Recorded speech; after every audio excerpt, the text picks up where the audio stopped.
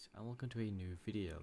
Today we are going to be looking at some really good farms that I think everyone should have on their Minecraft world, and I will be showing you in the next video how to build every one of these farms. So let's start today off with something I think everyone needs. It's a wood farm and a cobblestone farm.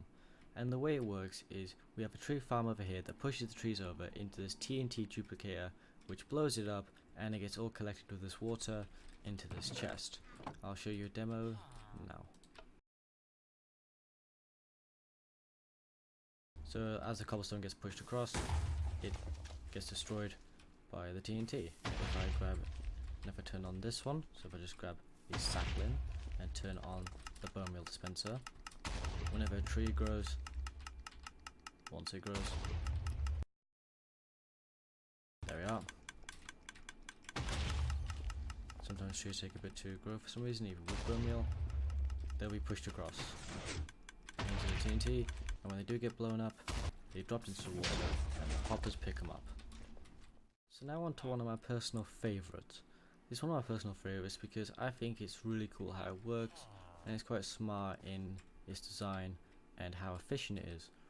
So we have a potato, carrot and wheat farm that's powered by villagers, and the way it's powered by villagers is that we have a little farmer villager here, and whenever the crops grow he goes around, collects them, and when it becomes meat time he tries to chuck them to this villager here, but he can't do it because there's a trapdoor there and these hopper minecarts there that collect all the potatoes. In this case he throws. So here we go, I've had this running, well, this is the first farm I've built in this lot, and I had the day and night cycle running, so far this is how much he's made in that time.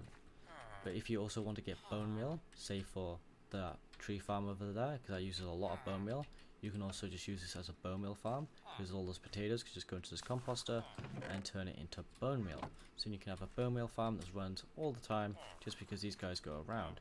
And also, if you have wheat in here, the villagers will also chuck seeds to a certain extent. Sometimes will chuck seeds into the composters, and if you wanted to get a hopper out of that, then you might be able to collect some bone meal that way as well. So we'll quickly just turn that off, and what we'll do is we'll quickly turn up the game tick speed, random tick speed, and get all those crops to grow, and then we'll turn it back down, and we'll let him do some harvesting because now he has 4 crops to harvest, so we'll do some harvesting. In the meantime, we'll have a look at a farm that I think you should always, if you're gonna have any carrot, potato or wheat farms, you should always have one of these in the same vicinity. It is a honey farm, a honeycomb or honey in bottles farm, and basically it's a hive with bees in it. I don't know why the bees aren't coming out, but trust me, there's bees in there. With a dispenser on the back that shears. You might get shears, you can put bottles in here, but I put shears in here, and it will shear the beehive, which gets the honeycomb, and it chucks it in here. And the reason I think you should have at least one of these, like maybe if you have a giant wheat farm, you have like a couple of villagers running around, you should always have at least maybe one or a couple of these just splattered like in between randomly or something, because if you have tons of flowers around as well, the bees will get pollen from the flowers and it will pollinate the crops, making them grow faster. So they just go around, drop pollen on them, and they'll grow faster. So if we just quickly pop out, that's why I think you should have these two together, because the pollen from the bees will make the crops grow faster, and when they grow faster it means that he's going to chuck more at meat time, so then you can get more potatoes or carrots or wheat or whatever you want. Okay, so I've left it a bit now. Time of day hasn't changed because I haven't got the daylight cycle on, but if we just go into here, we'll go slash set, sorry, time set. We'll go to 9,000 because 9,000 ticks is when they do their meat time. If I do that, he'll go towards the bell and towards this villager, and we should see him chuck some potatoes.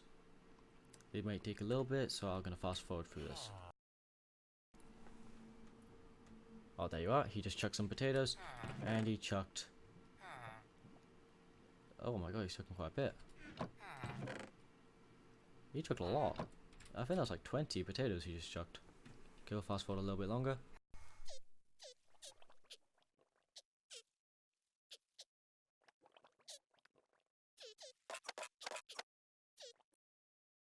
Oh, I don't know if you saw it or not, but you just chuck more potatoes. Oh my god, that's a lot of potatoes.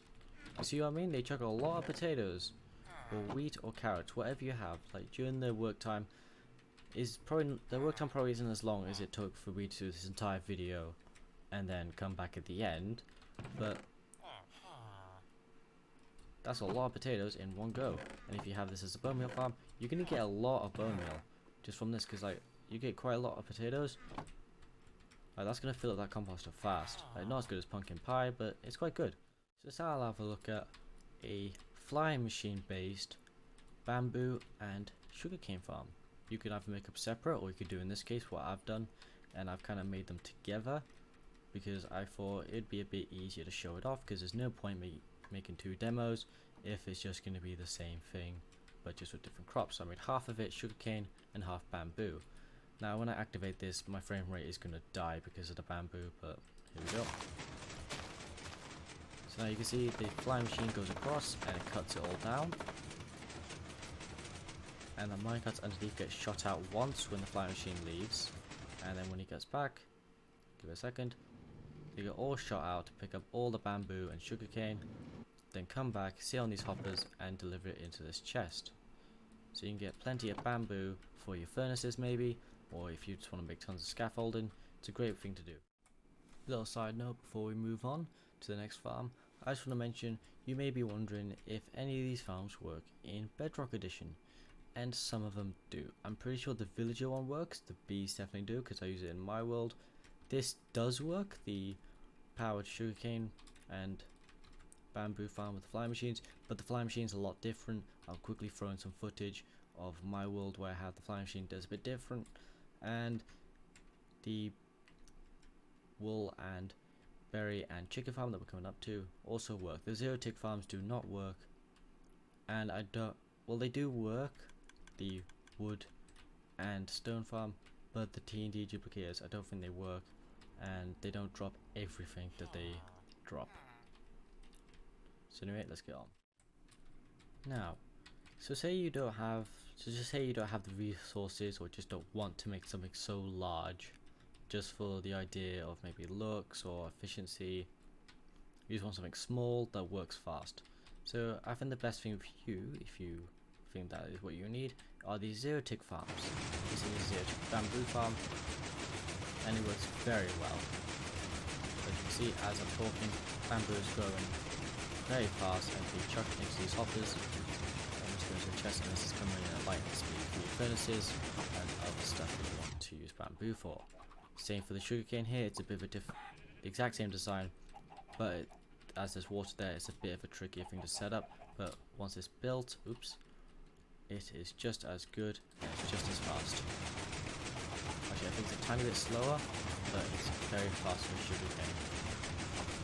So you could just leave this running for like maybe like a couple of minutes whenever you need something, say like you're smelting something and you just have this like hooked up into all your furnaces. Just turn it on for a little bit until you've done your smelting job, and you can just turn it off, and then you have tons of bamboo and sugarcane. Now these last three, except for this one, are very simple ones and very good ones, I think so. And this is a chicken farm, and where it works is there's an egg farm on top with these chickens here. They put eggs in this dispenser, and when it notices that, it shoots out an egg, and once they grow up, if a baby appears, once it grows up, every day this dispenser system will set off a lava blade, and whenever they die, they'll drop some chicken, or in this case eggs, because when I was setting this up I was dropping tons of eggs in there, but as you saw there. So if I just turn this off, or set it to night, and then turn it on, it cooks them all, and in here you get some roast chicken.